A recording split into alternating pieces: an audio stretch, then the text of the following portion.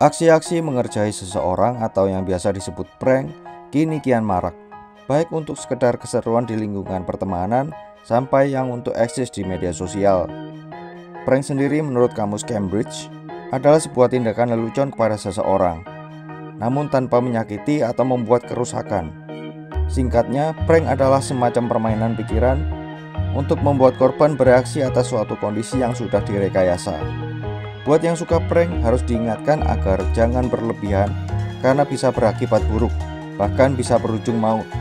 Kasus-kasus berikut ini menjadi contoh ketika prank sudah menjadi kelewatan. 1. Prank pocong. Yang belum lama ini terjadi adalah prank pocong yang dilakukan oleh seorang YouTuber di Jakarta Selatan sekitar bulan April 2018.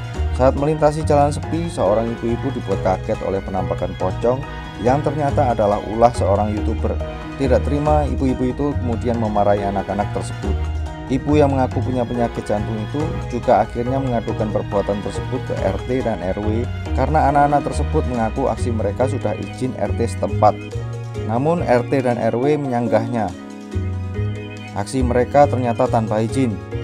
Setelah itu dengan ditemani kerabatnya, anak-anak tersebut meminta maaf secara langsung kepada ibu dan RT RW setempat.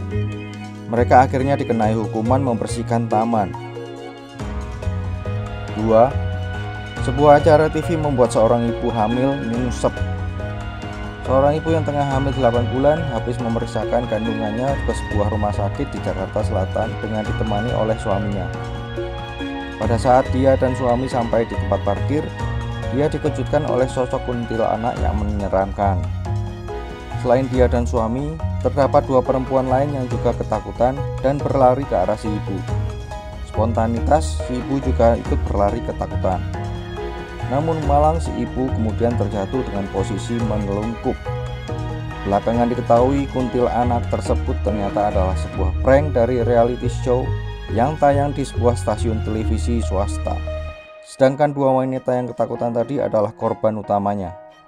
Parahnya, menurut pengakuan korban, pihak pembuat acara sama sekali tidak menolong korban saat kejadian berlangsung. Mereka langsung membereskan properti dan pergi dari lokasi kejadian. Kasus ini pun kemudian harus berlanjut ke pengadilan. Dan dari keterangan di proses pengadilan, terungkap bahwa program acara tersebut juga tidak izin dengan pihak rumah sakit. Beruntung bagi si ibu, 1 bulan kemudian bayinya terlahir normal. 3. Satpam pemberani tendang suster ngesot. Seorang satpam yang bertugas jaga malam sedang melakukan patroli malam dengan naik lift di gedung tempat kerjanya di sebuah hotel dan apartemen di Bandung. Di dalam lift tersebut sudah ada 4 laki-laki yang sudah naik lift terlebih dahulu. Sedangkan si satpam bersama dengan temannya seorang cleaning service naik belakangan sehingga posisinya ada di dekat pintu. Ketika pintu terbuka di lantai yang dituju, tiba-tiba seisi lift berteriak histeris. Bahkan teman si satpam sampai mundur ke belakang lift. Ketika satpam melihat keluar, terlihat sosok mengerikan berambut panjang sedang ngesot di lantai.